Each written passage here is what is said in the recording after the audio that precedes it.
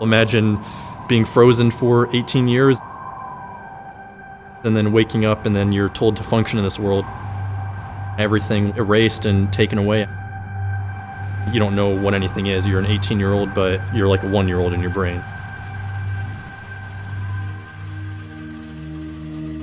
I was a normal kid growing up in Canada, played hockey like every typical Canadian does, just living a normal life, going to school and everything. End of 6th grade, my parents kind of noticed some things going on. And went to the doctor and found out that I had a tumor in my brain. I was diagnosed with cavernous angioma, and then that kind of linked it with epilepsy as a side effect, and then also speech and memory effects from being in the left temporal lobe.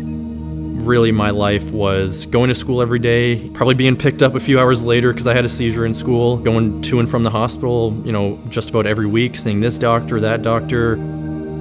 Ultimately, as the decline of his memory and speech sort of intensified, we gave up hope on all other options we were pursuing and decided to take him in for brain surgery.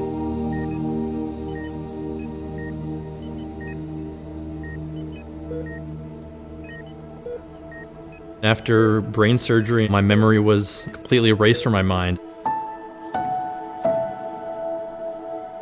I don't have any memory of my past, my childhood growing up.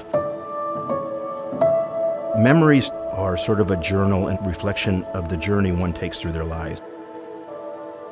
Memories are your experiences, the good, the bad, the ugly.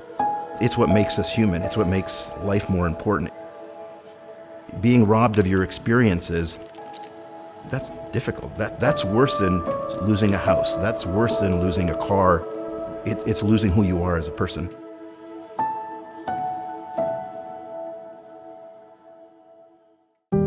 I had to relearn English basically from the start.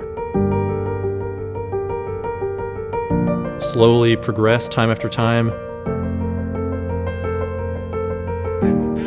Got into sentences and then paragraphs. Now fast forward, 5-6 years later, and you probably can't tell that I couldn't speak English before. I ended up applying to 7 colleges total, got into every single one of them. The scholarship really was something very important to me at that time, going through such a depressing period in my life, not having much meaning or understanding of anything, and wanting to restart life and find that right university for me.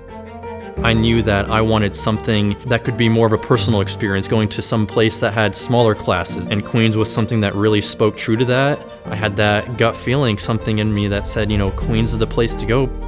Queens' small, family, close-knit culture has really helped Philip get to know faculty members, administration, students within the business school, students outside of the business school. Queens is amazing. The opportunities that I found here are just out of this world, whether it's through direct connections through professors that I've met, having a personal interest in my career path and my success, the career connections and central network online with different internship opportunities, connecting with some amazing people in the Charlotte area. Any student's path is only limited by the limitations they see. Philip, I think, why he's an inspiration is I don't think he sees any limits. He can still learn, do, accomplish anything. Coming to Queens was really, like a second family.